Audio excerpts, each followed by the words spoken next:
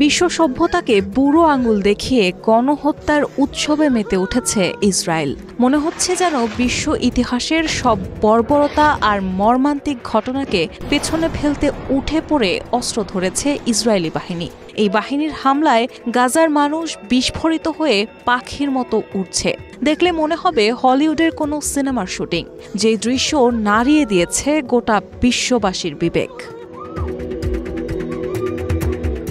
ফিলিস্তিনের অবরুদ্ধ গাজায় ইসরায়েলি আগ্রাসনের প্রতিবাদে ঘোষিত the world stops for Gaza কর্মসূচির অংশ হিসেবে বিক্ষোভ মিছিল হচ্ছে রাজধানী সহ সারা দেশে। সকাল থেকে রাজধানীর সায়েন্স ল্যাব, মোহাম্মদপুর ও বাড্ডা সহ বিভিন্ন জায়গায় বিক্ষোভ মিছিল এবং মানববন্ধনের খবর পাওয়া গেছে। ক্লাস পরীক্ষা বর্জন করে কর্মসূচিতে অংশ নিচ্ছেন বিভিন্ন শিক্ষা প্রতিষ্ঠানের শিক্ষার্থীরা।